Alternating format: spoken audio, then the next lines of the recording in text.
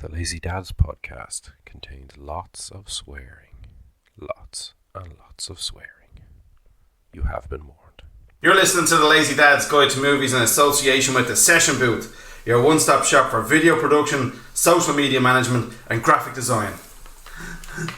Please sir, can I have one more jingle? It's our theme song here. Lazy Dad, Lazy Dad, Lazy Dad, Lazy Dad. And we're back with a guest. Whose name Joe forgot. Graham, I didn't forget it. It's Graham. Graham is with us. Graham is actually an actor.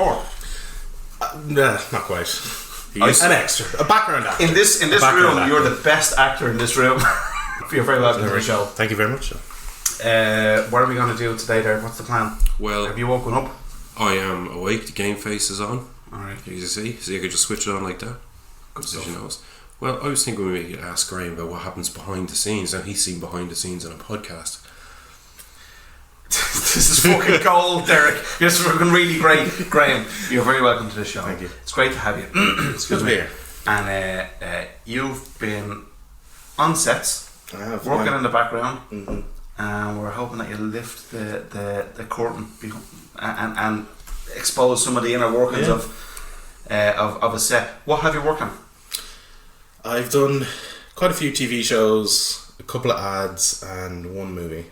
What was the movie? The movie was not out yet. It's called The Professor and the Madman. Who's in that? Sean Penn Oh yeah. and Mel Gibson are the two leads in that. What? I was expecting to say like Larry fucking Tapp from around the corner there, isn't it? But no, this is big Yeah.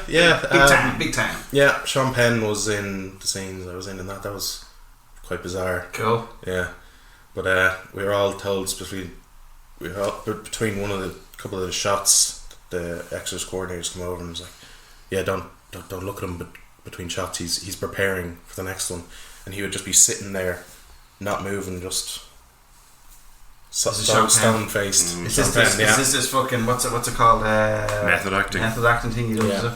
Do you remember what was the story I heard before? I'm cutting across you just two That's steps. all right. There was a story I heard before of Robert De Niro and an old school English actor, somebody like bleeding Alec Guinness, but it wasn't Alec Guinness. John Gielgud or one of them, was it? One of them. Anyway, Robert De Niro, the two of them were in the film. Robert De Niro came onto the set and he was all fucking dishevelled and he looked knackered and he was all beard growth and fucking looked like he'd stayed up for 4 nights on the trot, which Like apparently me. he did. Right now.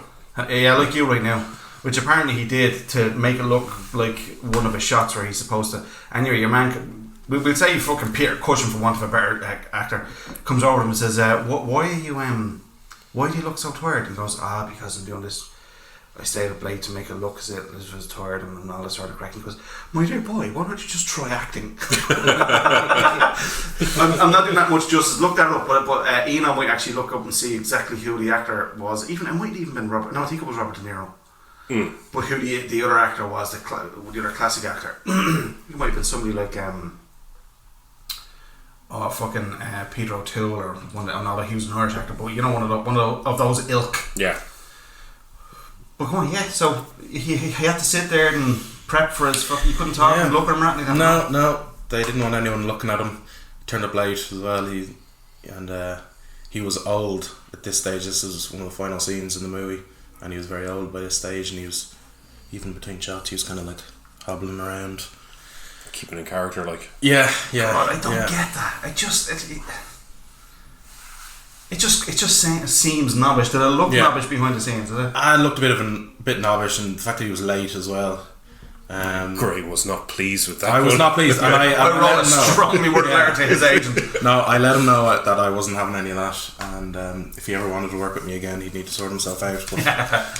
But he was very serious, and he'd be, if there was any extended breaks, he'd be shipped off to his trailer away from the great unwashed like us. So yeah, it was a bit surreal, I think, because Well, you did it though. It's an experience, isn't it? Yeah. Great experience. Yeah, it was a period piece, so You were in the all garb. in fancy 3-piece suits, top hat, the whole shebang, Class. hair curled underneath it, and yeah. So that was the only movie I've done. So that day you would have had to go in and you went straight into makeup and wardrobe and everything, did you? Yeah. Headed straight in, makeup and wardrobe, and then that was on I think it might have been that day in particular with Sean Penn was a Friday, and we so once we were all together and makeup, costume, the whole works, we were just kind of hanging around outside, watch people going to work, just wondering what the fuck is happening here. Just seeing us all hanging around, and then they shipped us off to the set, which was over down by the ASB towers. So excellent. It was very, very interesting. And come here, you say for a scene like the scene you filmed there with Sean Penn. So obviously when we're watching it, all we see is what we were intended to see. What's literally that camera that we're seeing through? What's going on? What's behind that then? How many people are actually hustling and bustling behind that? Tons of people. There's far more than you would ever think would be needed. Yeah. There's even people that you're like you'd watch them for the entire day and you still wouldn't even know what they're there for. They just kind of hang around or they run about. Then also there's there's tons of extras hanging around behind as well that'll get told, and then there'd be crew members, there'd be a line of extras lining up, and the crew members would just tap them and point a direction to just walk, and you go that way, you two walk together. So you're walking past the camera at different... Yeah. So if they want to wipe the camera, or if they want just more hustle and bustle in certain areas, they'll direct people. So very good. Yeah. So there's tons of crew, tons of extras all just literally behind that camera. It could even be like a two actor scene sort of thing. It's just all this background stuff. Yeah. Usually the smaller stuff. So on Vikings, for example, would have done stuff on the sound stage. There's, even if it's a smaller scene, you're still talking huge numbers of technicians, set dressers and designers and camera operators, directors, producers, assistant directors and sound people, everything. And that's even if it was just a very small shot on a sound stage. So yeah, it's a whole lot of hustle and bustle going on, but between shots then the extras and the actors are just gonna get to chill out, sit around while the crew then go frantic trying to set up the next shot. Cool. Yeah, so there's a lot of waiting around. Yeah, I'd imagine. Yeah. I imagine it in shows like Vikings where you're out in like a fucking grassland somewhere out in Bleeding Field. It's probably not the best place to be waiting around. But No. You've had some dodgy days up in the Wicklow Mountains where it would be absolutely freezing cold in winter up the Wicklow Mountains, cold, raining. Between sets, they might run out with some ponchos, or between shots, I should say, they might run out with some ponchos for you to keep you dry. But of course, you're already soaking wet from the scene. So there was one in particular where I was playing an injured warrior, and I was lying down flat on the beach, and it was pissing rain at the start of the day. But the problem was then it stopped raining, which meant that obviously they can't continue without any rain, because it would just be like reverse shot, no rain, continuation, shot, rain, reverse shot, no rain. Yeah. So they had to then turn on the rain machines for the rest of the day, rain machines are horrific because the droplets are far bigger than... Oh, so it's like getting thumped by a drop instead of getting... Yeah, instead of just rain falling on you, you're getting a shower. You're getting huge droplets, and it's freezing cold. They actually had to start taking people off set that day. There was medics going around looking at people who might be starting to get like hypothermia or something. So a few of the skinny... I was alright, I got a bit of insulation, but there was a few of the skinny lads were looking a bit shaky and were pulled off set, and all the kids were gone very quickly. And you were like, as they were being taken off set, you're like, oh, skinny bitches. yeah. Well, I was just trying not to visibly shake during the shot. So. Jeez, was it that bad? Yeah, really was that bad. Yeah. Wow. And how many? Coming to Vikings there, how many seasons? Was 4 seasons of Vikings there? There's been 6. Well, 6 filmed. 5 have aired. Okay, cool. The new season's the last one, isn't it? Yeah. Season 6 is finished filming. That'll be the last season. Yeah. And have you been in every season? No, I started in season 3, Right. so I've been on 3 through 6. Oh, brilliant. Yeah. Great crack. And were you in an orgy scene? I was in an orgy scene. Explain in exquisite detail, please. Wait, this is Fair City now. This was a stint on Fair City. Funny thing about Fair City, in the pub scenes, you're actually drinking real alcohol. Oh, really? Yeah. Yeah. It was very flat Bulmers, but it was still Bulmers. But how on earth did I tell you about that? You must have years told me ago. about it. You must have, yeah. Jesus, and obviously then you're just logging that away. Then Yeah, exactly. I Orgy tell scene. myself, if I ever Graham in an orgy scene, you must remember that. This is the only Irish porn film ever filmed, or is it actually? No, this is part of It Fair was City. in. Was it actually Fair? That wasn't Fair City, was it? No, it wasn't Fair City. It was Vikings. Oh, okay, yeah. Yeah, we had just gotten season 3, I think, and we had just gotten a load of gold off the Franks or something like that. So we were having a party, and so the route that I was walking through the scene took me right beside a tent where there was just a few naked people having sex. So yeah, we filmed that scene twice. One where they were completely naked, one where they were clothed for the American audience. The version that goes out in America has a bit less blood and boobs. Bleeding. They're a bit delicate. So, Censorship. yeah. So that scene had to be filmed twice. Yeah. There's actually a blooper in that episode where you're walking past that tent and you have your mobile phone filming it. Yeah. I made sure the route I took through that scene took me past that tent. Yeah. So you weren't in the orgy scene, more so kind of just slightly outside the orgy scene. No, I'm sorry. Story of my life. I'm sorry to disappoint you, but no, unfortunately, Damn. I was only an eager onlooker. Damn. Yeah. That would have been one of those cases of like in the midst of the orgy scene, your partner's with you, or whatever, and he's like, "Oh, sorry, it just went in. I'm sorry, I can't help myself." Yeah. Was there a bowl with Excuse keys me. in it, was there? Yeah.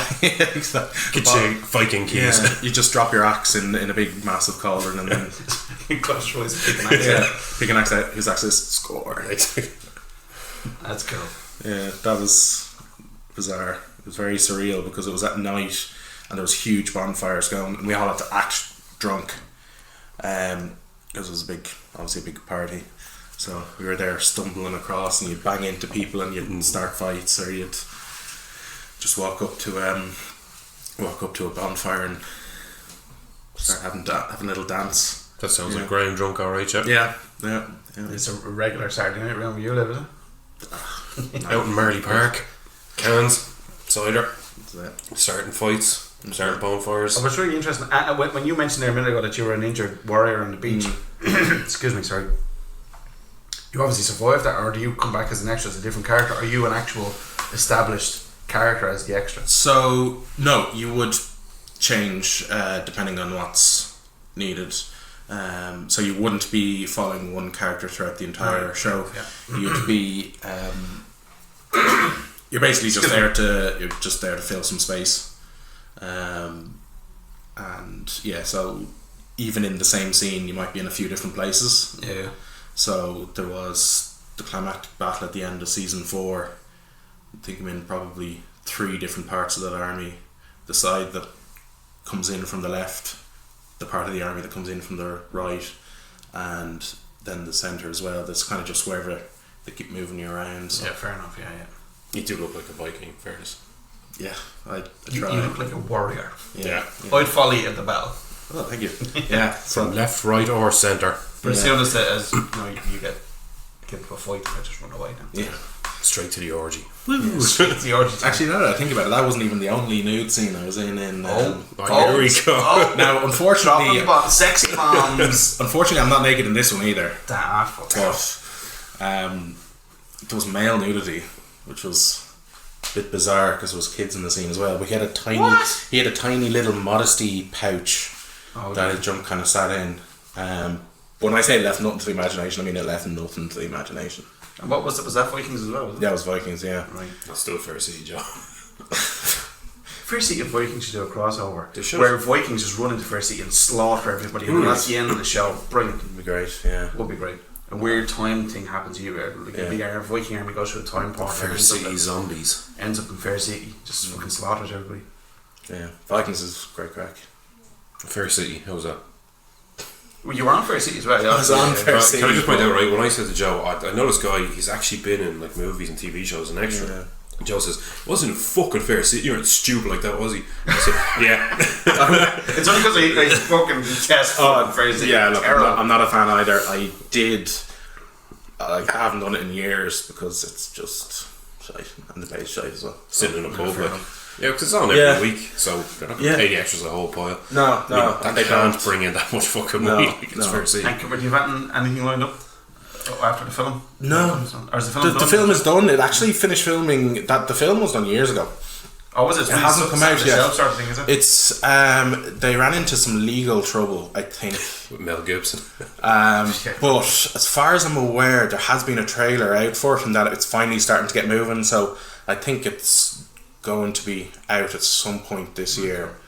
That was filmed a few years ago, and then kind of ran into a bit of a quagmire. That was filmed all over Dublin. So they filmed scenes up in the solicitor's place in King's Inn. Oh yeah. And they filmed some scenes further north in one of the mental hospitals or something like that. Cool. But yeah, it's Just good cast. yeah, very good cast. There's Did you see a few of the faces you'd know as well, but you've no idea where you know them Natalie from. Dormer's in it. Mel Gibson. Of all of the actors that you kind of rub shoulders with now, is there one that kind of stood out? For one reason or another. Yeah, there's a few. There was one on Vikings where I was like, I didn't know who he was during the day, and I was kind of chatting to him.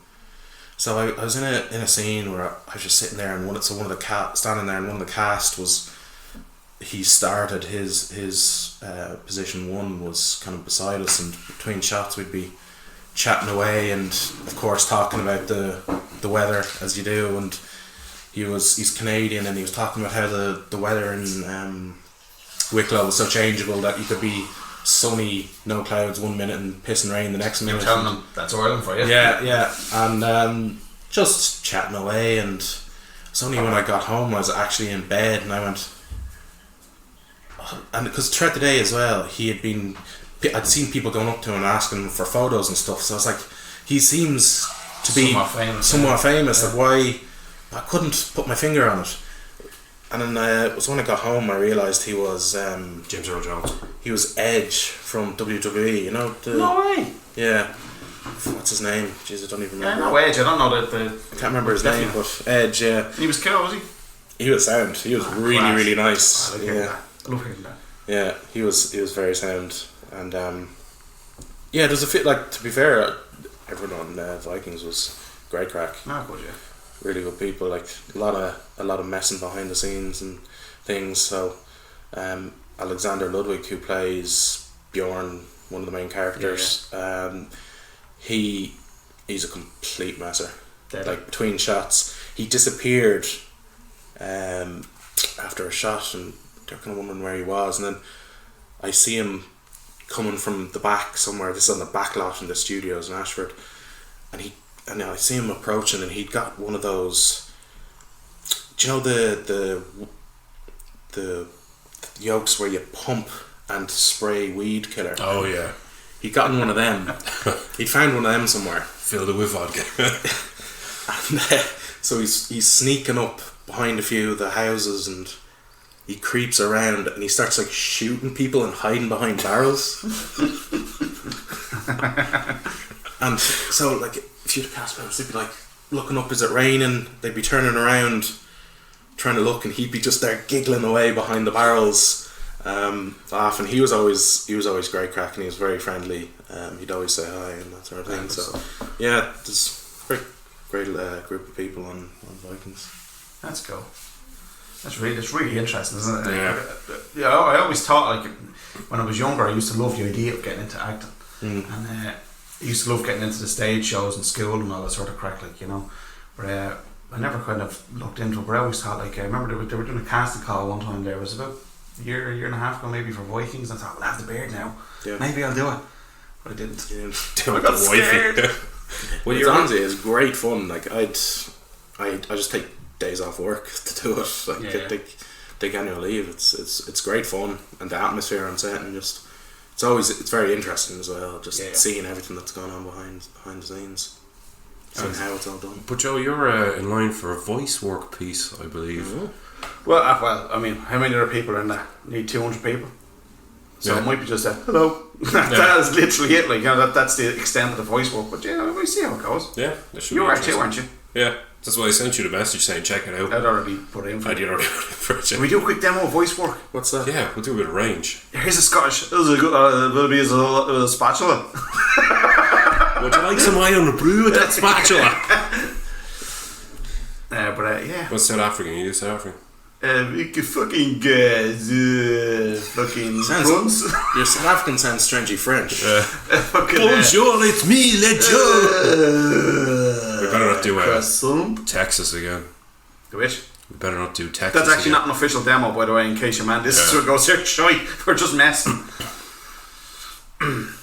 Mine is the official demo. I've no idea. No, there's just some lad on one of the Facebook pages that we're involved in with a lot of different podcasters. He's looking for people to do voice work. He's like, fucking sign me in. Put me in there. Actually, I can do it. I need to do a couple of shout outs. Do a board voice. No, man. Yeah. That sounds like your normal voice. What's the shout outs? It's housekeeping. Who was listening to us in Michigan and Colorado? Oh, Michigan and Colorado. And there's another one. Here's the other one. No, it's just Michigan and Colorado. Colorado even.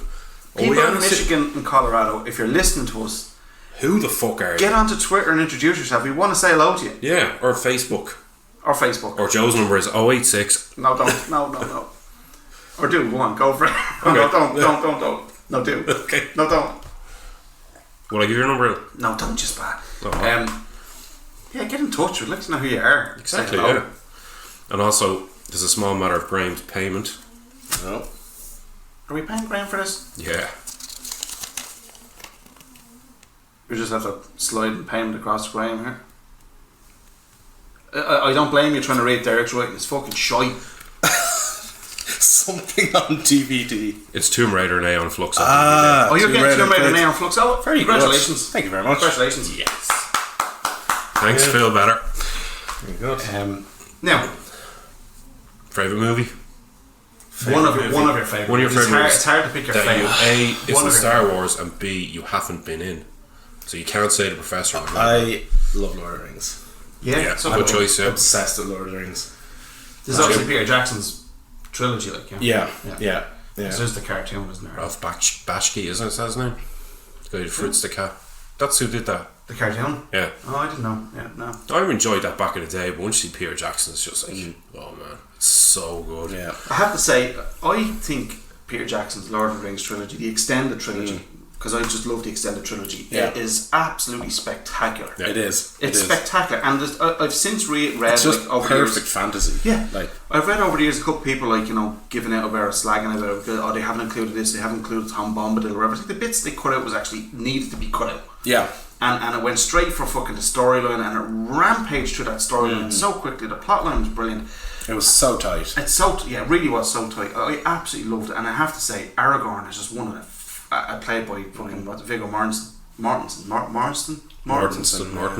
I can't say his name right. You've put the wrong name in my head, so it's fucked now. One of the best characters ever. You know, he chopped the mouth of the head of the mouth of Sauron at the end of Tourniquet. That was one of my favourite fucking scenes. At this point, they cut that out of the theatrical cut. Yeah, it's on the extended, isn't it? Apologies. Yeah. He wasn't even the original. Who was the original? Stuart Townsend. There was an Irish actor, who was originally cast, and I think had they shot some with him, and Peter Jackson actually just thought, no, this guy's a dick. This guy's not. He's not my Aragorn. They'd already shot some scenes, and they just cut him. Brought in Viggo Mortensen, and it was that was it. It was him. That's why he's a good director. Remember, we came back from Madrid that time, and there was a guy arrested outside the airport. No. That was that fucking agent. He was in Dracula. He was filming Dracula at the time. Oh, he's a Dracula Untold. No. He's cool. No, it's a Dracula TV show. He's really good looking, like. Oh, jeez. Sure, it's not the same film. No. I'll tell you now. Hold on. That was our experience with an actor. Anyway, was seeing him being arrested outside Dublin Airport, and he was absolutely throwing a fucking conniption. Yeah, but a real like has been actory type conniption, oh, like, you know. Jesus. Cillian Murphy said hello to me one day. Did he? Just for no reason. I was coming out, you know, Hodges and Figgis. Yeah. And he was coming in. And he says, how are you? And I was like, alright. Who the fuck are you? How dare you? You said hello to him, was it? No, he said hello to me. Did he? Yeah. Jesus. I didn't even... They're just like us. It just took me a second to twig who it was, you know? He obviously thought it was someone completely different, so... You should have said, how's it going, Killian? When you talked about something, he'll be like, oh yeah, well, come on, we go talk. And just pretend to be the person he thinks you are for as long as you can. Yeah, That's what you should have done. It's me, Hop, from Stranger Things. Him, that lad there, what's his name now? Hold on. Jonathan Rhys Myers. Oh, yeah. He was the one having his little fucking... Sorry, apologies. Yeah. Oh, sure. That was back in his Prime. drinking phase, I'd imagine. Oh, the state of him as well. He was wearing those big pointy tip fucking shoes that probably cost like €600, and he was wearing like exactly what you'd expect a bit of a knob like him to wear, like, and he was having exactly the type of row you would expect a knob like him to have, like, you know, instead of just fucking chilling out, relaxing, and just fucking... He was on the phone, remember, he was giving out because there was nobody there picking him up. Yeah. That's what it was. There was supposed to be somebody there to pick him up, and he was fucking going mental and screaming. Whoever was on the phone, must have been his agent or his fucking handler or whoever the fuck it was, like, you know. And there was two lads came over and then asked him to fucking calm down because he was literally fucking losing. She was arrested then. He was arrested after we left. Yeah, good enough for him. What a dick. But the Lord of the Rings, yeah, I find them absolutely spectacular. There is a specific reason why Aragorn couldn't use the Ghost Army to go into Mordor. What was that? I remember there being a plot line that people overlooked or missed or something. Because I remember people going, why didn't they just use the Ghost Army to go and flood Mordor and take out all the orcs? But there was a specific reason, and I can't remember, but I remember... was it just that they were They said their oath was to defend Gondor? They said they'll do one And thing. so once they saved Gondor, like he couldn't use them to then go and attack other places. Yeah. That was just what I assumed. I didn't actually... It was something along them lines, yeah. I think it was more like the Eagles, where they're just like, you know, everyone says, why the Eagles just fight them in? Because the Nazgûls would fuck them up straight away. Well, that's the it. Eagles didn't want to get involved. And No, but that's a misconception. It says as much in... Is it The Hobbit, where they introduce the Eagles first, and he says, what's his name, Gandalf says, they're Switzerland. They don't want to get involved. They don't want any part of this shit. But then they come in at the last minute, obviously, and save the day. No, I remember like you, that was like the minute they fly in, the fucking oil beyond them immediately, and just send out fucking all the Nazgûl swarms of Nazgûls. And then sure, I'm not picking up a hole in it. this, by the way. I completely buy that they don't want to get involved piece. You can buy that too. Like, I mean, think it's the army. Switzerland were neutral in war. We were neutral in War Two. I think that the Army of the Dead's the same situation, where it's like they said they'd do one thing, and it's like, look, we'll do one fucking thing. The reason they couldn't find peace is because they didn't fight for Gondor.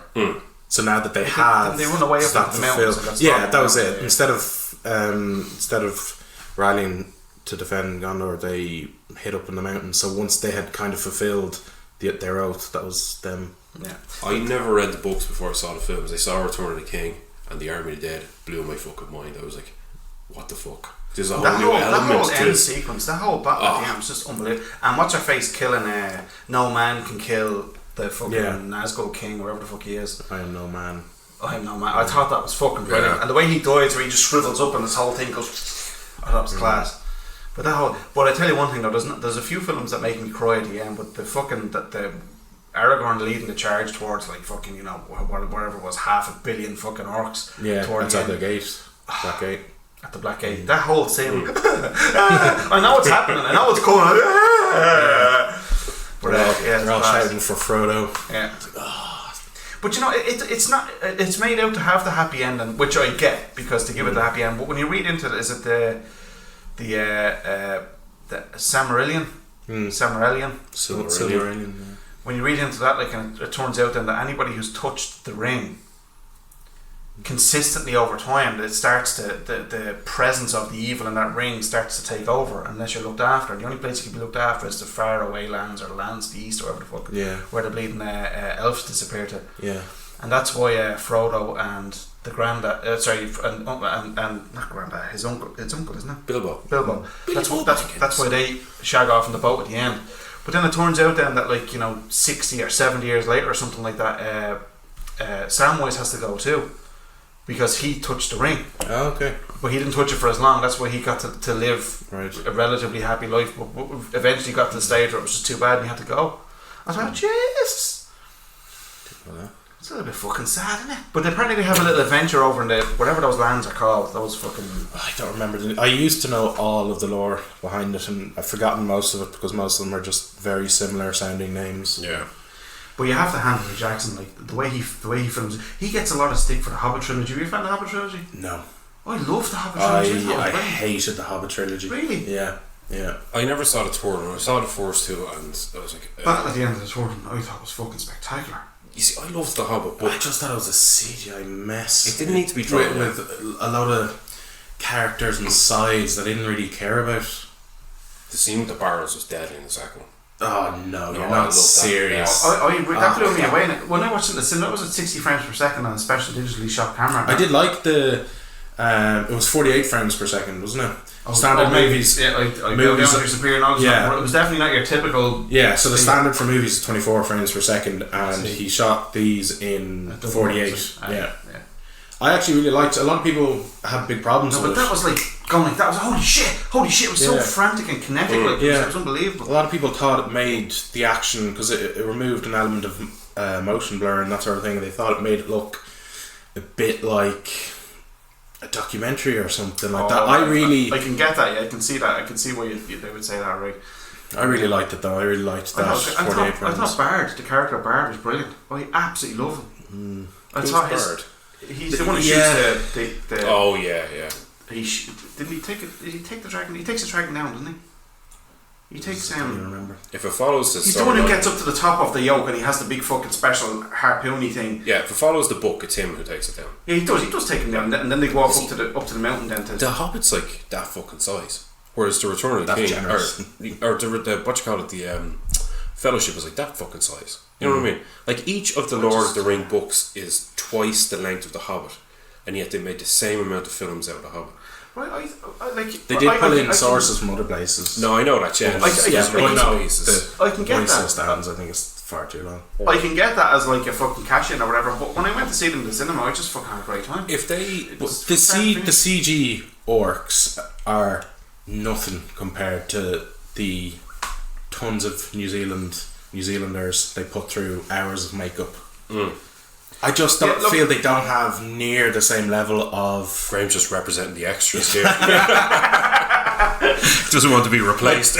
Damn CG taking away extras. As hours. humans, and we have evolved to recognise humans and facial expressions and all that sort of shit. Even at a distance, value I was talking about. even at a distance, you can always tell it's CG. Yeah, but then the extras and the actors in makeup are just more visceral. They're there on set. They seem more terrifying to me.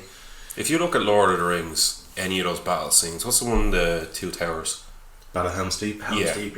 I couldn't think it was Helm's Deep or the other one, Minas Tirith.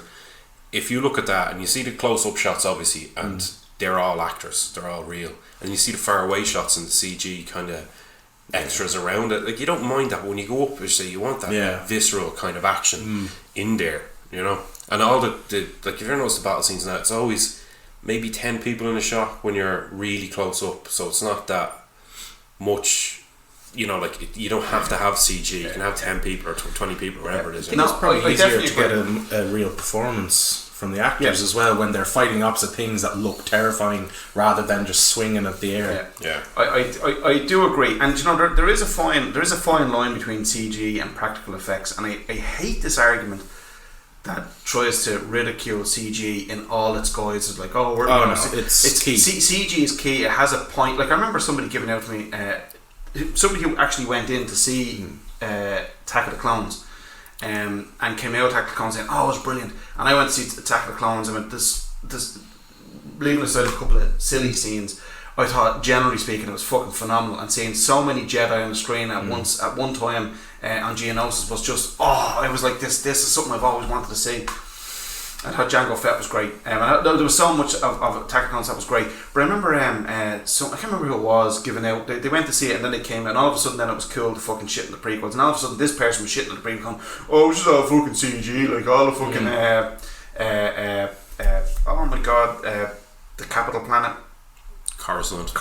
All of Coruscant was just a big CG. I was like, oh yeah, so what we get George Lucas to go off in a fucking spaceship and find an actual fucking planet-wide city and film there. What the fuck do you expect him to Can do? I just point out, Peter Jackson built Hobbiton, built all those sets for that film. Yeah, but you get George Lucas to convert the moon into fucking... As well though, like if you're giving out about Coruscant being just completely CG, well, it was a matte painting in the original Star Wars. It's not like they actually built the set either, you know. Yeah, and all those faraway shots of like the hangars, the Death Star, and say the internals of say the base on Hoth. They're all matte paintings. They're beautiful matte paintings. But they're all matte paintings. But and a lot of miniatures as well. Yeah, in the loads originals. of miniatures. Yeah. But I also hate the fact that CG is disregarded for its artistry. Yeah. When you have even more artists working on a CG shot than say on a matte painting. Yeah. So usually one fella doing a matte painting, but you have like a team of artists fucking building CG scenes. I think people's problem with CG is if it's not seamless.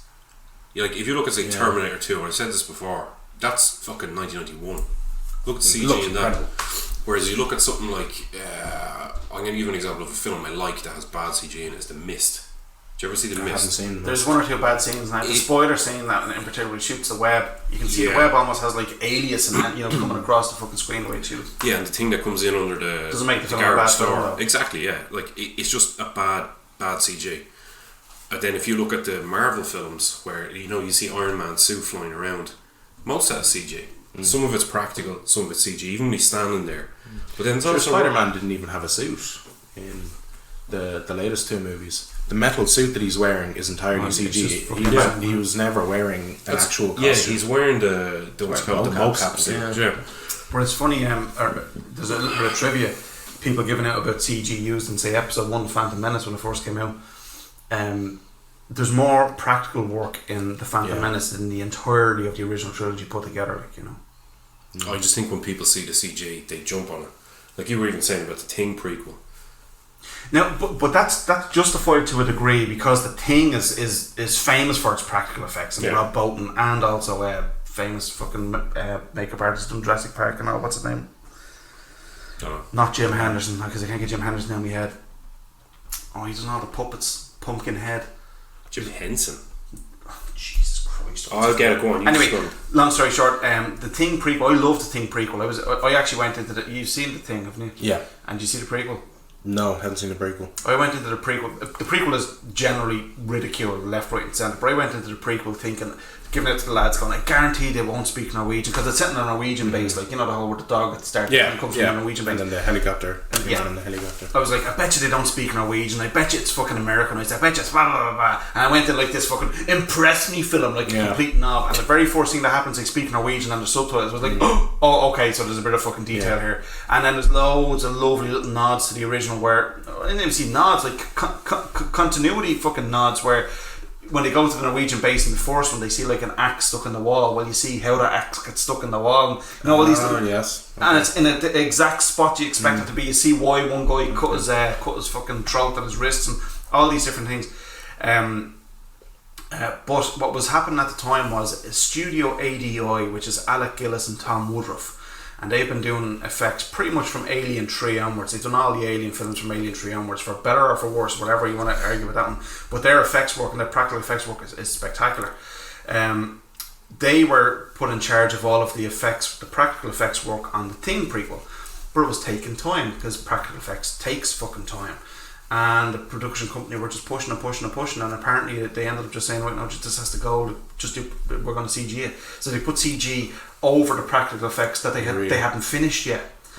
And the saddest thing about this was the director of that was a really, really passionate guy. He really wanted to do justice to the Thing lore, he really wanted to make a big effort with this, and he really wanted to do the practical effects. And in fact, actually, that actor is in the Thing prequel. What's his name? Anyway, he's brilliant in it. He's actually really, really good. When I said that actor, it's your man out Game of Thrones. It's Tormund Giantsbane. Christopher Hiv Jr. Him. Yeah.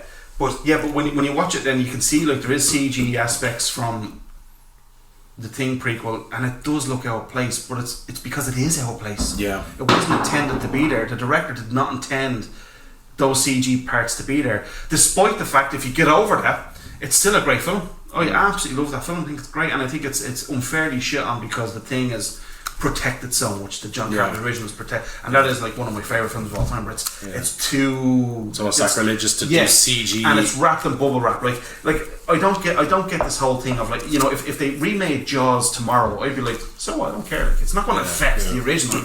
Like, you get people going, this is shitting on the original. It's blah, blah, blah. I said, no, it's not. It's just a remake, CG remake, whatever. Just let them go and do it. Who gives a shit? You'll always have your original on your Blu-ray or on your fucking whatever to watch it. So just chillax. Like, you know? Even a movie that it was heavily praised for practical effects also heavily relied on CG more than you would think. So Mad Max Fury Road, heavily incredible film, heavily praised for, and rightly so, for its practical effects.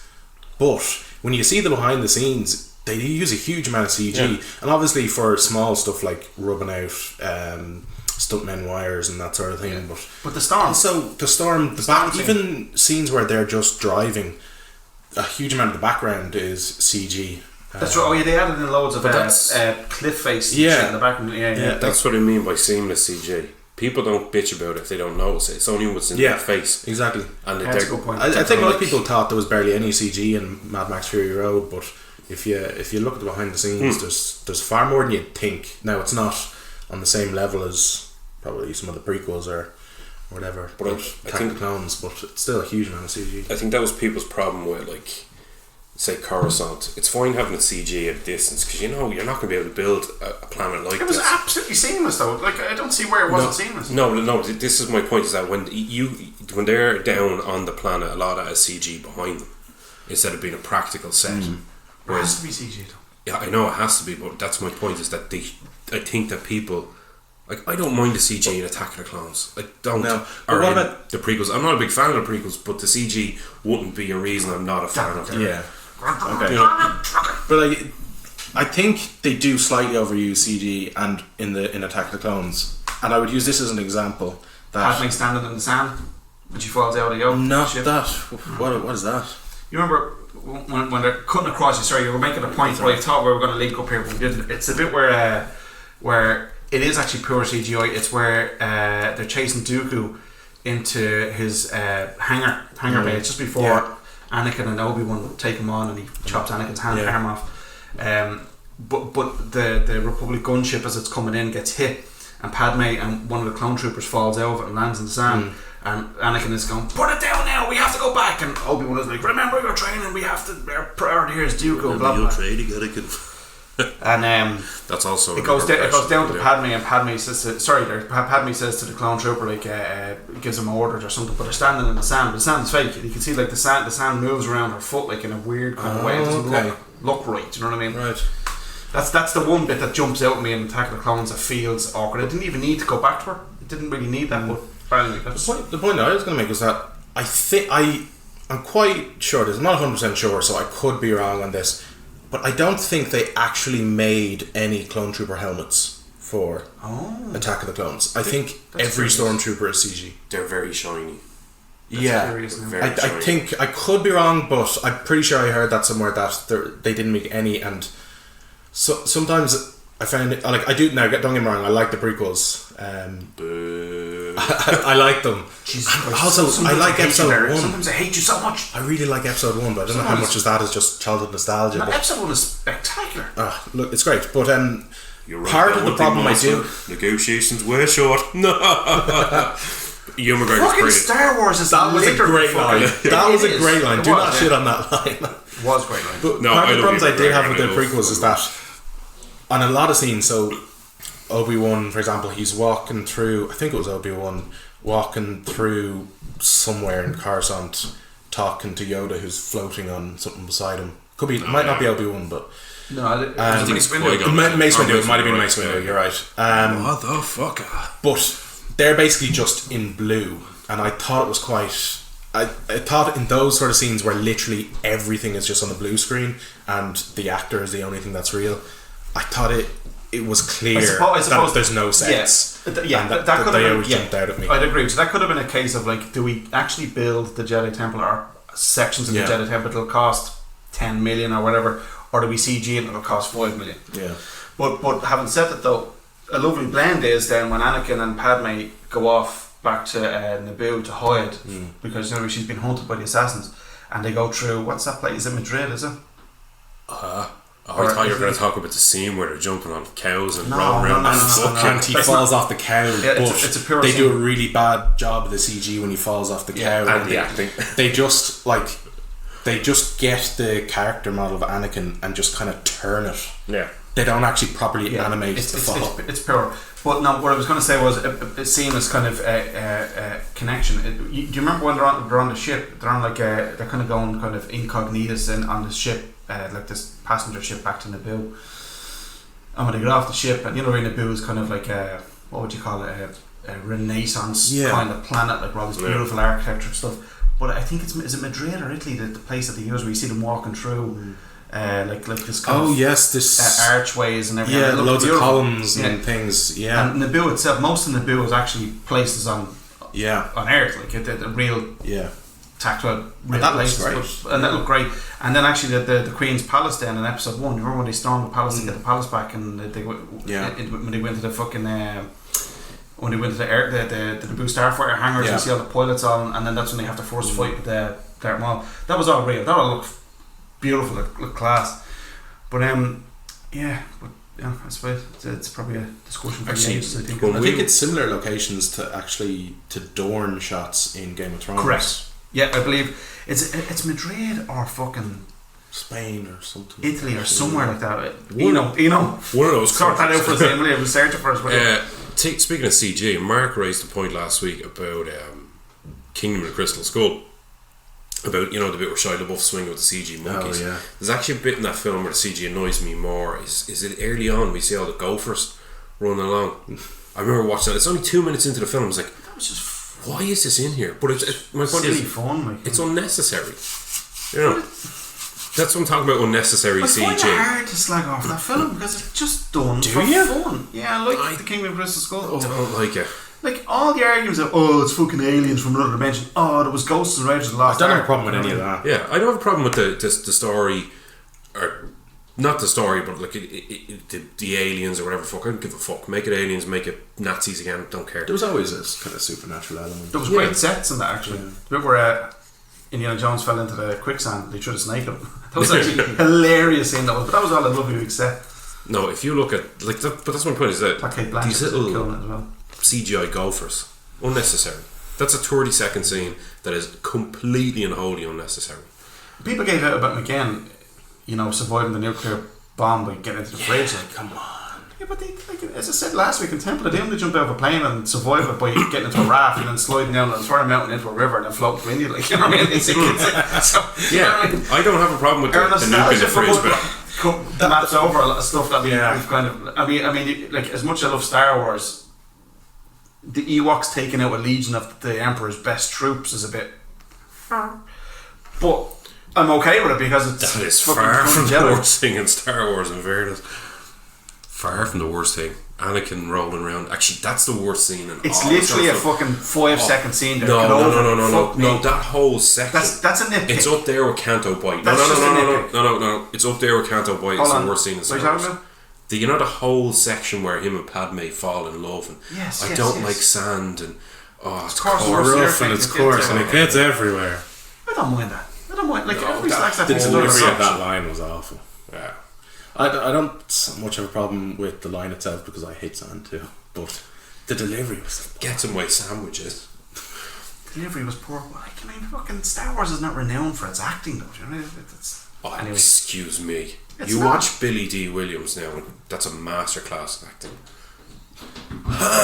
Where you been, you old pirate? Yeah. You got a lot of nerve coming here. Oh man, yeah. So the thoughts of seeing Lando actually in the fucking new one is when I actually watched it, I was so upset after watching TLJ and seeing TLJ that my expectations have been kind of fucking a little bit washed away by. And I was also really upset that Solo bombed because I was really hoping to see a second Solo because the detail in Solo, like what's his face, the director again, Derek? What's his name? Ron Howard. Ron Howard. He loves Star Wars, so he had loads of great nods, like the the fucking conning tower's been, or the shield generator's been pulled up into lower orbit to go onto a Star Destroyer that's been built in orbit of oh my god, why can't I think of the planet's name? No, Corellia. All these lovely bits, and then as they're being chased through that, and you see like all the fucking TIE fighter bits ready to be assembled and stuff, and all these lovely bits. You can tell like it was just a real love letter, like to, and that was a detail the escape pod coming off the front of the Millennium Falcon. That class, creating that the well-known shape. Yeah, the prongs, loads of little bits like that in Han. And I just lapped up Han, but Han flopped again because of the Last Jedi. Yeah, it was a backlash. It was. It flopped because of a backlash from the Last Jedi. There was an embargo one. There was fans calling the boycott it because of trying to get Jacqueline Kennedy or something ousted from fucking Lucasfilm. Nonsense. I didn't see it for a long time after Solo came out because I was so annoyed at The Last Jedi. Sorry, that people I didn't it's not want. embargo for you. It's embargo for us. That I'm so annoyed that I didn't want to jump back into it so soon into that. Yeah, and when I did, I was glad I did. If TLJ didn't upset the fans as much as it would, Han or Solo would have fucking done well. Like, I've no fucking doubt about that. And Solo was a good film; it deserved to do well. And I was so upset. I think Solo was cursed from the start, and not because of TLJ. I reckon there's a bit of ill will coming up to it. Like, what's the point in making this Solo? Yeah, I think standalone film probably was. Yeah, like, there could have been that, but honestly, word of mouth of how good Solo was would have spread very quickly.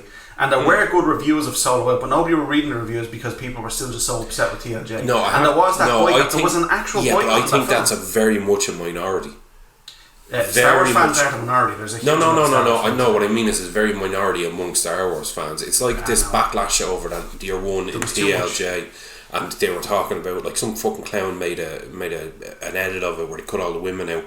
Like, that's just sexist nonsense. But that's a very small minority. You know what I mean? And I reckon it was a small minority. Regardless of that, I take your point. I do take your point. We could all agree that if TLJ was actually a real good hit, because in terms of money wise, it did well. But if it was a hit amongst the fans, you can't deny that Solo would have done better. And probably would have if it had have pleased the fanboys more, it would have done better. Solo. But the actual film itself was designed in such a way to have enough detail to please the fanboys. No, I'm talking about TLJ. If TLJ had pleased the fanboys, I'm not talking about you can disagree with it and not like it for your own reasons. But the problem is a toxic fucking section out there who dislike it because it empowers women. You know what I mean? That's just one reason why people. That was not the whole thing. No. That was an aspect of it. No, that's my point though. Is there these little pockets of fans who dislike it for all these different reasons? Whereas they had to please those fanboys, maybe Solo would have done better. I went in and viewed Solo as its own thing after viewing TLJ as its own thing. As part of the but you're not as invested in Star Wars as me. No, but because I like something that you don't doesn't mean I'm not as invested. Just doesn't mean I dislike the franchise. You know what I mean? Yeah. I don't like the prequels as much as you. I love the start of Return of the Sith. I like Return of the Sith. That's all I'm reading there. Yeah, you see, you're farting over my points here. I'm taking your points. No, yeah. I take exactly what you're saying, but. Like, I didn't like the first. Absolutely vile. I'm so sorry. I didn't like the first 20 minutes of Solo. That's not to say I didn't like the film. I didn't like the first 20 minutes. They could have just. My vision of Solo is it starts with him getting out of that trench. Boom. Much better film for me. Okay. But I'm not going to go and fucking edit it and put it in the fucking internet and cut out fucking what's her name? Corellia was amazing, and you're really focusing on a really toxic aspect of Star Wars fans there that you shouldn't be, because people were genuinely just upset with how Luke was treated in The Last Jedi. Yeah, that's fine, and I know that's a huge issue. No, I do, I accept that people don't like the film. The biggest hero of all fucking characters in movies, like and he was treated like that. The minute he chucked the fucking lightsaber over her shoulder, I was like, oh no. It's all about subverting expectations. No, don't be doing this. No, and then gradually went on that. Yeah, but there's the other side of that argument where you've J.J. Abrams setting up all these fucking mystery boxes. Oh, who's Rey's parents? Is it Lando? Is it Han and Lando? Did Han and Lando have a baby and it become Rey? Is she force sensitive? Is she fucking the greatest Jedi ever? Or who's Snoke? Is he just some guy? Is he fucking Qui-Gon Jinn? Did Qui-Gon Jinn die? Did he become Snoke? I hate that fucking mystery box nonsense. You know. Well, but it keeps you interested. You made up most of those mystery boxes yourself. No, what I'm saying is, DJ. give him one mystery box, right? Say, there's nothing wrong with that. There's nothing no, wrong but with you don't need 400 of the fucking. But the original trilogy had that. It sets up the rest of the trilogy. You're interested in going back to see what happens. You want to see what happens. The problem was with all the mystery boxes set up by J.J. Abrams in the first one is that Rian Johnson then cut a lot of those out. He said Rey's parents are no one. Luke doesn't give a shit about the lightsaber and or anybody. He closed off not a even lot his of sister or his friends. Yeah. You didn't even see him fucking shed a tear for Han. He says, "Where's Han?" And then that's it. That scene cuts. And you don't see him talking to Han again. Like, and Chewie is fucking resigned to fucking sitting on the Millennium Falcon for most of it. For actually the entirety of that scene. Yeah. It's Chewie, one of his best fucking friends. Like with those little birds that were designed to sell toys. Yeah, but so Porgs. Yeah. But Star Wars is renowned for that, so we can't shit on the Porgs. Just because they look. But none of it made sense. None, like Luke's Star Wars. You can't fundamentally change a character off screen. You can't. Yeah. If you want to fundamentally change a character, we need to see how that change happens. And filming it like he's about to fucking slaughter bleeding one of his students while he's asleep is just not Luke Skywalker. Okay, right. Not even a little bit. We're gonna cut off the TLJ talk now. One of your best scenes of all time. One of your most favourite scenes of all time. Ooh. Favourite scene of all time. Not one that you've been in. Oh no! Actually, it could be one that you've been in. The orgy scene. Where he walked past it, he wasn't in it. No. To go back to Lord of the Rings, the Casa Doom with remind me of that one. With the Balrog and Fellowship. Oh yes! Fuck me, yeah. Like so, when they go back and then they have to be quiet. Everything from when they're being quiet and it's very tense, and then the Merry or Pippin was knocks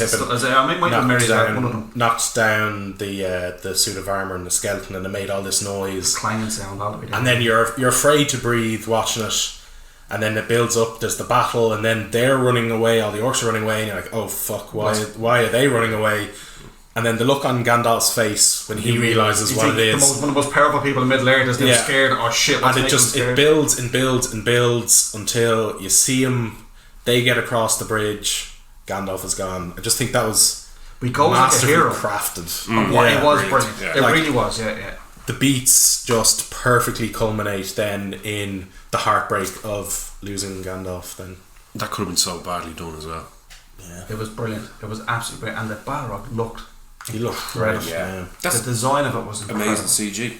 Yeah, and I know it's bright against a dark background or whatever. But it's a CG fucking monster and it looks spectacular.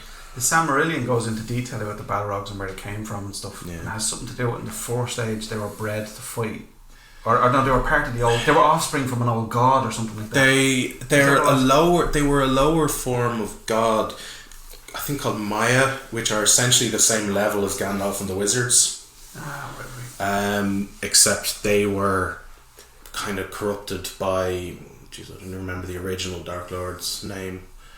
I remember reading actually a really interesting. Sauron's boss. There's actually a great YouTube channel called Lord of the Rings Theory, I think it's called. And it goes into a little story. I remember watching one about Shelob, it's the big spoiler, isn't it? And how she was the offspring of a bigger god, fucking spider god or something like that, and she had loads and loads and loads of offspring, but they ended up killing each other, and the strongest one prevailed or whatever. And that was something I might not be doing it justice here, so I'll stop talking. But the Lord of the Rings Theory YouTube, just those little like 5-minute snippets of like Shelob and her backstory, or fucking the Wraiths and their backstory, and it's kind of cool. Gives you a little bit more to lore. I kind of like that about the films though, is that they didn't go into the lore. Like I think it's sort of free to go and figure it yourself. Yeah, exactly. Yeah, Balrog rocks up. And it's the Balrog. You've no idea what it is. Yeah. And then it just kind of happens. When I saw that in the cinema, I was like, holy shit, because I never read Lord of the Rings. That's fucking deadly. Look at this. I was the same. I'd never read it. And I remembered seeing it in the cartoon and years and years ago, and thinking it was a bit shit. And then when I saw what's his name, Ian McKellen, just what a fucking performance. Run, you fools. Fly, you fools. Is that run? No, it's fly. Fly. That's a fly. And Christopher Lee, fucking hell. So what a man. Oh man, have you heard his death metal album? It's mad.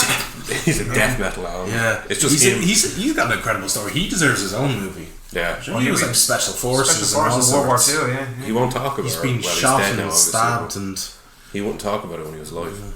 That's why they never did kind of an autobiography on him. yeah. What a man! Like, I went to a talk. I went to see a talk by Christopher Lee in UCD. Oh, you've seen him?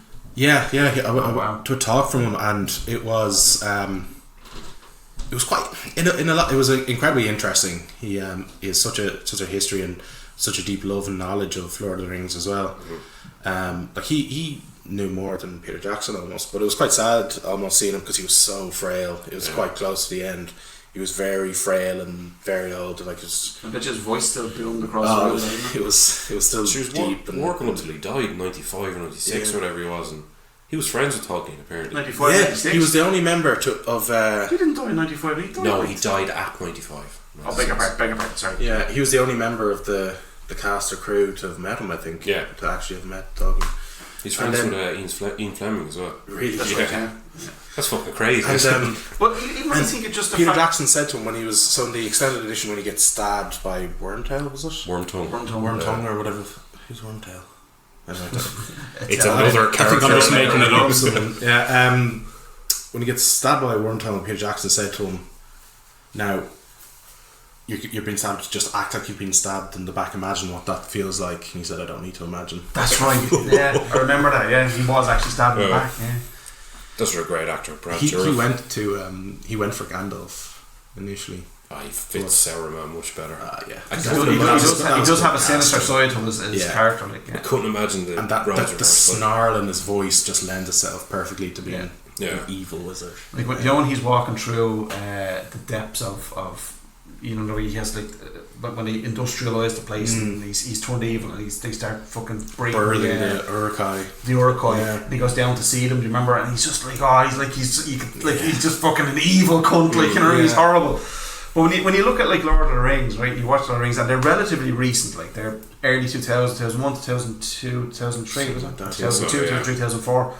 But you look at Christopher Lee is in them. There he is, and then he's fucking Dooku in Star Wars. And he's Dooku in Star Wars, and then Peter Cushing was Tarkin in A New Hope. And look at the gap of time between them two films, and yet there's these two characters who shared the screen for years and years and years in the Hammer movies and stuff, and there they are, like literally a huge amount of time, a wave of time apart from each other, like in the same generation, in the same franchise. Like, speaking of Peter Cushing, what did you make of Rogue One? The CG job they did on away. him and Carrie Fisher. Yeah, blew me away. Yeah.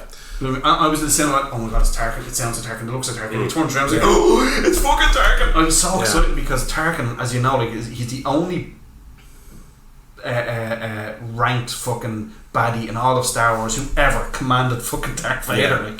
So he had the Emperor there more than Darth Vader. When he commanded Vader, instantly it made him just a badass. Oh, big time, yeah. And sure, he ordered the fucking. He is single-handedly responsible for the most on-screen deaths in cinema history. He blew a planet.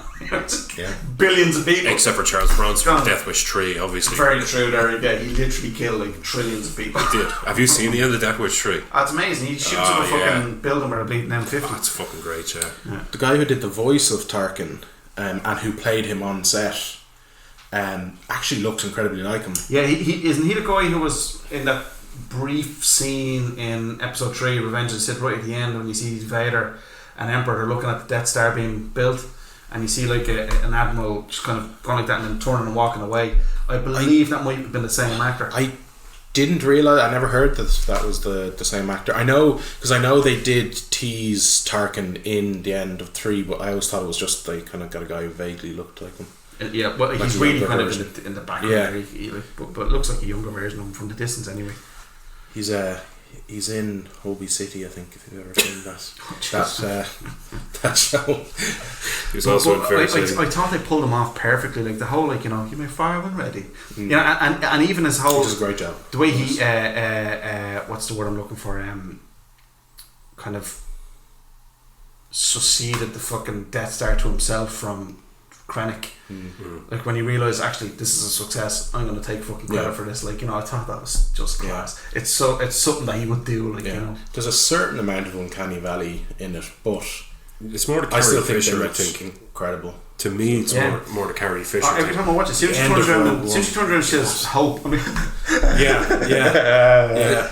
Tears flowing. Probably the fact that she was alive when they recorded. Oh, she thought that was the best thing ever. She Really? was so there's actually an interview where we're talking about like when they first showed her that before the film came out. She just was so excited about it. Yeah. I don't think the CG is bad for her, but I just think it's because she was alive when I saw it. I was like, oh, I don't like this.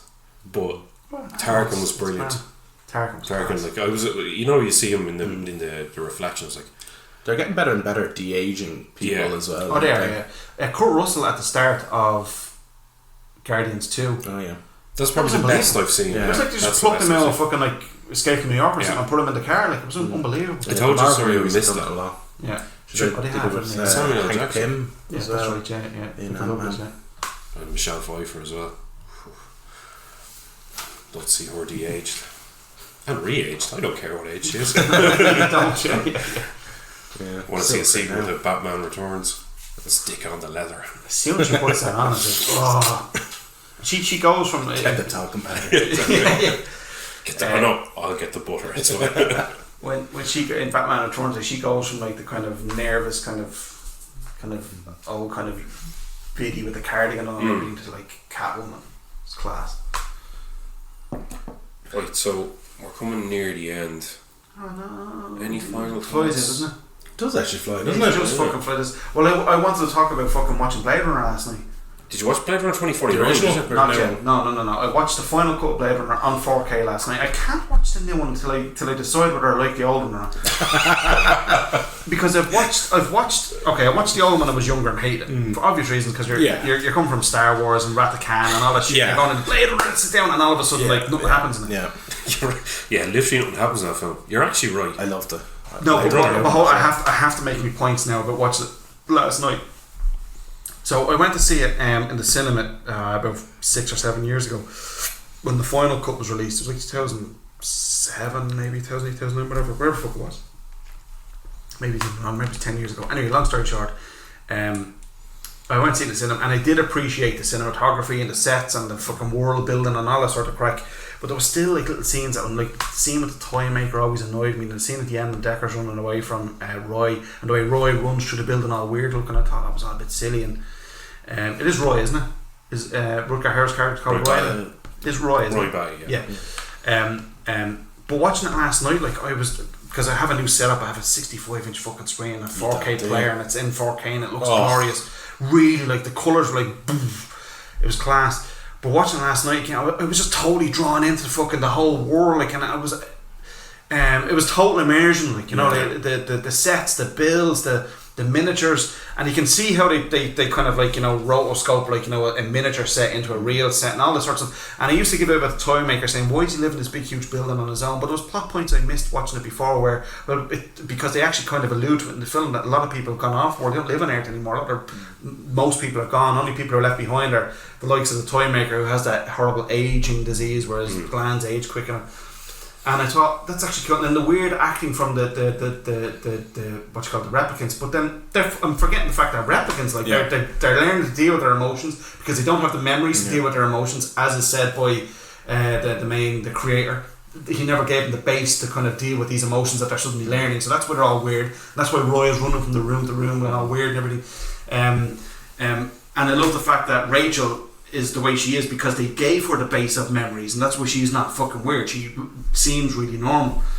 So I was really putting all these plot points together, and I was really weighing up and going, hold on a second, this is actually a fucking great film. So for Ian and Brian, if they're listening, I love Blade Runner now. No, I don't hate Blade Runner anymore. But I really, really, really enjoyed it. I thought it was class watching it again. Really, really enjoyed it. Now, I think you probably like the new one then as well. Oh, yeah, the new one is so fucking good. It's just don't say it. So good. It's way better than the original.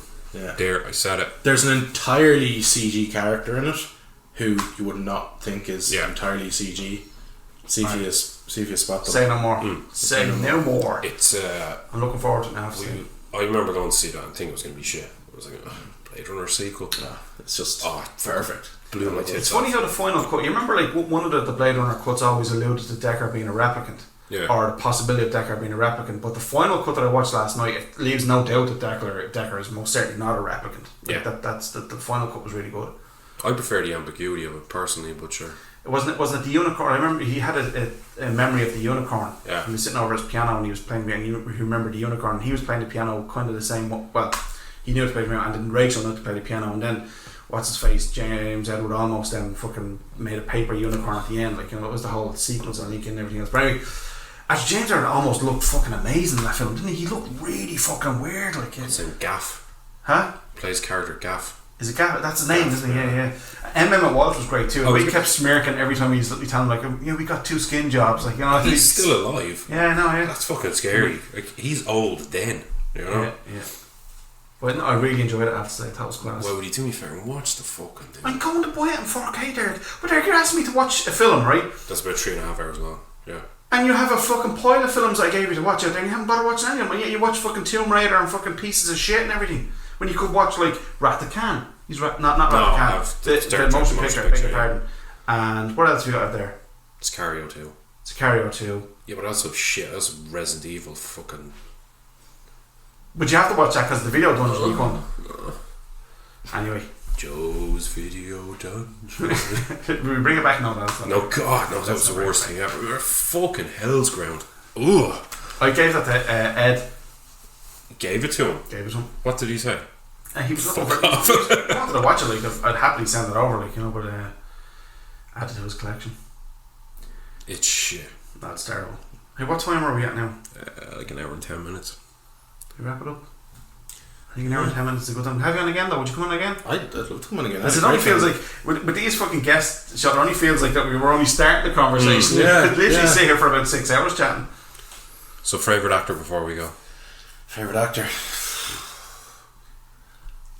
For me, I don't. There's not one person that stands out as a favourite actor, but for their on-screen performances, but also for their off-screen personality.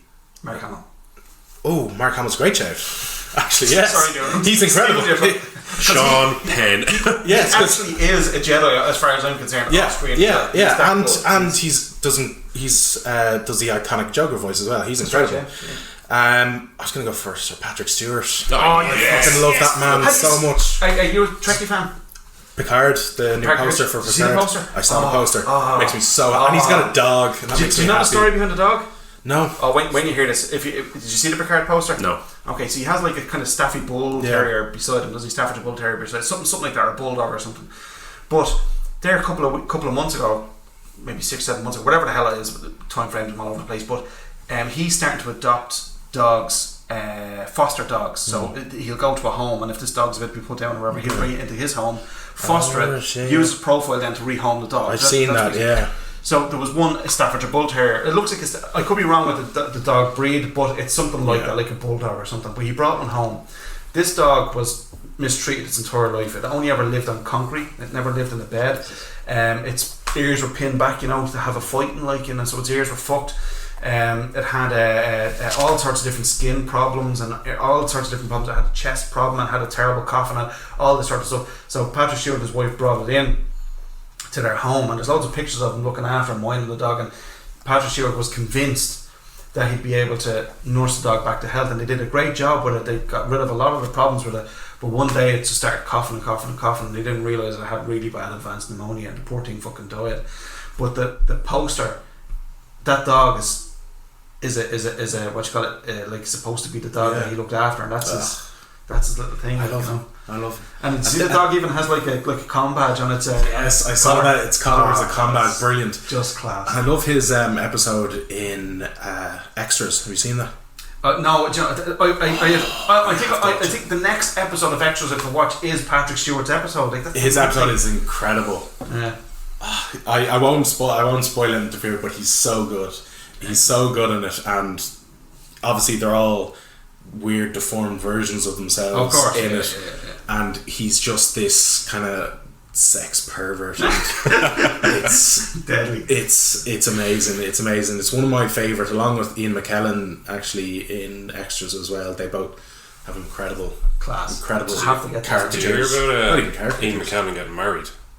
Did he? Yeah. Ian McKellen's gay, right? Patrick Stewart. Patrick Stewart went out and got ordained as a minister. That's right. Married them. Yeah, apparently him and Ian McKellen are like that. But Like they're besties. There's loads of pictures of them always hanging out Yeah. and smoking J's and everything. There's actually pictures of like the two of them together, like, you know. Yeah. What a hero. The two of them, they're the best duo. I love them. Just seeing pictures of them being friends. Makes me Just happy. being cool people. Just being cool people. It's a pity a good chunk of the X-Men movies are shit because they're the perfect X and Magneto, like, because they have the perfect backstory, like they're actually friends in real life, and you know they always played that well.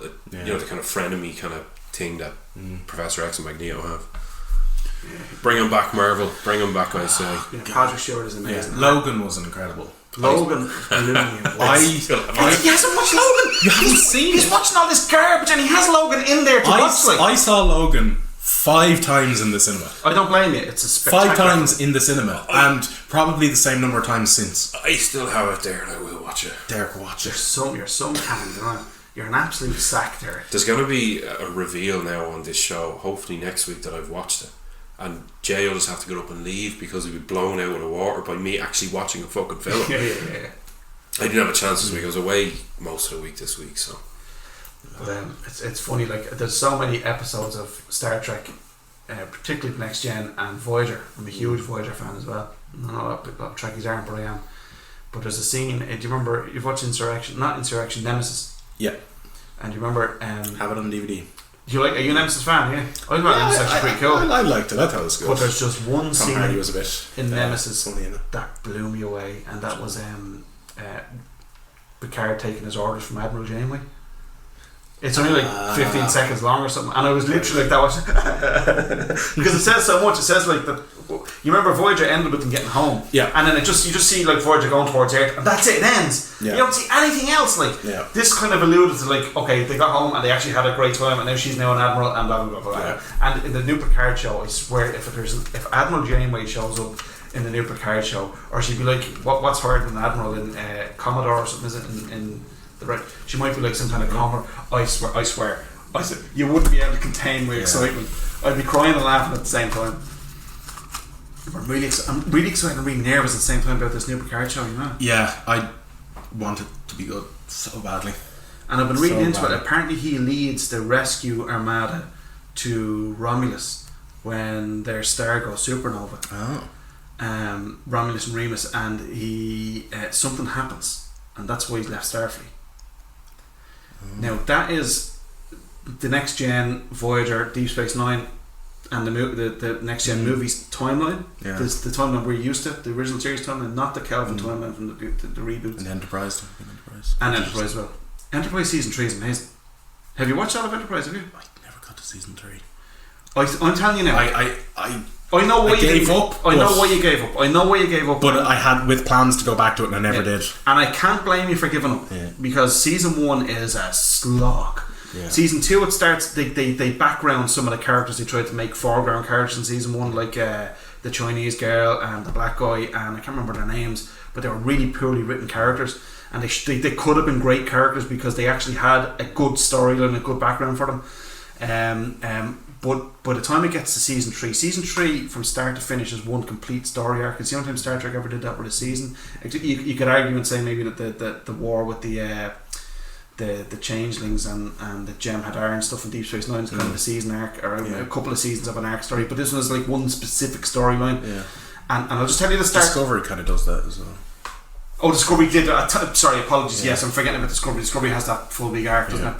But before Discovery came out, season 3 of Enterprise, and I'll tell you how it starts. Season 3 of Enterprise is one of my favourite seasons of any fucking show ever. It's that strong. It really is. But it starts off, and I'll tell you just the start. It's the first scene of season 3. Getting back into it. is this fucking probe comes out of light speed in Earth's orbit and it shoots this fucking massive beam right at fucking North America and cuts like this huge fucking trench going from North America down, I think from Canada maybe, down through fucking the US, right down through Florida, right down into fucking South America, and just fucking wipes out millions and millions and millions and millions of people in one go. Then it just it shrivels up and disintegrates. And that starts the fucking storyline.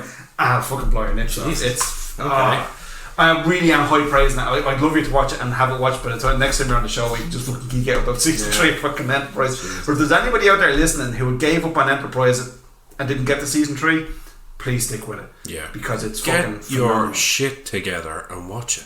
Yeah, it's phenomenal. Damn it, it's but not never that ever fucking hard. if you do watch season 3 and you move into season 4, because season 4 is actually kind of cool in Enterprise as well, don't ever watch the very last episode. Oh no. That's all I'll say to you. Oh, Never no. watch it. Never watch it. There was a big argument with the producers and the writers at the time, so they said, well, fuck you, and they done something with the last episode. Okay. And it's really, really bad. But season Is it 3 Superman flying around the world backwards? and reversing time. Yeah, that's fucking Terrible, stupid. fucking I mean, that's terrible. fucking. That's not even how physics work. You know what I mean? I believe a man can fly, but I don't believe a man can And reverse survive time. in space. Yeah, exactly. Yeah. Don't believe you can reverse time. Bullshit. I call bullshit on that. And he can't fix the Great Wall with his fucking eyes. Fuck that. That's why I never liked Superman, though, in fairness. Why? Because he's just unstoppable. Yeah, he's very uninteresting character. I find That's why he's just super and perfect and great and in every way. okay, and then it's going to have to involve just people hitting him with kryptonite. Yeah. If you don't have kryptonite, Like there's the fucking literally no balls. point. There's But all of a sudden, then kryptonite being a rare element on fucking Superman's planet, all of a sudden becomes one of the most common elements on Earth. Like, you know. But it's funny because they made that Doomsday to be stronger than Superman. Then they made him too strong. You have to remind me of something really, really cool. John Carpenter is writing a Joker series for Marvel. No, for DC. Sorry, for DC. Must pick that up. So. John fucking Carpenter is writing a Joker series for DC. You've seen the trailer for the new Joker movie? The one that's kind of standalone out Is of that Hackman Phoenix or Whackman Joaquin Phoenix? Phoenix I is. kind of like the look of it. I think the trailer looks phenomenal. Yeah. And he No, I said haven't as seen well that it's completely separate from the comic books. It's not going to use any sort of origin hints or anything from the comic books. It's just going to be its own standalone Cool. Robert De Niro story. Always good. Is he? He is, yeah. Was he in the trailer? Oh, he was in the trailer. Yeah. Was he in the trailer? Yeah, I think he was. Alright, I know he's in it anyway. It's just like, it's supposed to be closer to Scorsese's King of Comedy, which I've never seen. It's like a crime film, but it just happens to shoehorn a Joker in there, which usually I won't be happy with. That it actually looks good. It doesn't go now. No Heath Ledger now, or no Mark Hamill. Best Joker ever. Yeah, well, there you go. So any We wrap final it up? thoughts? Yeah. Graham, thanks for coming on. Thank you very much It's for having me. been a pleasure having you on. Yeah, it was good fun. Yeah, we'll definitely get you back First on again. podcast. Because I think season 3, we wrap up season 2, and season 3 we go back to guests again. We have to do something new with the guests, so. And what we're thinking is the guests will have to pick a film from Joe's video, don't you? And send us a note on Facebook about what you thought of it, so we can do it in the next episode. That means more editing for me, so I could put that theme song in. We haven't had a very musical episode in a while. We need to start writing more Do you like that songs. theme song? Let's Very get the good. fucking guitars in, man. The which? The kids singing. Oh yeah. That's my influence. Yeah, Yeah, very cute. that was. No, which is the one? I have a we- few pointers for them though. Just Alright. next one I made. which is the one we recorded here just before we started. Was it Ian's song? Was it? We done Ian's song, and we done Kevin Shields' song as well. Oh yeah. He likes films with puke, do you remember? Oh yeah. Wrote and produced. I'm gonna put Ian's song in here.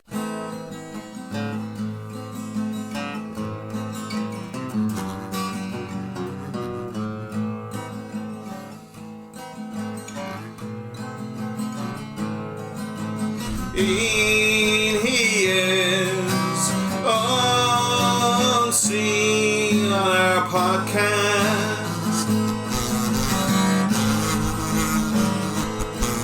but as a researcher, there's no one better.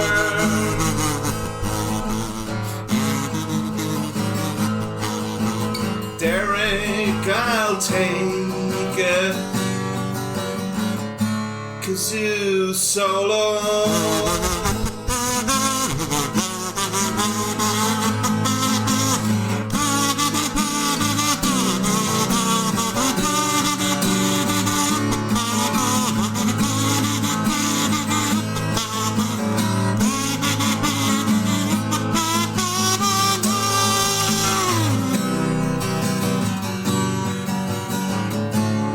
this was for you.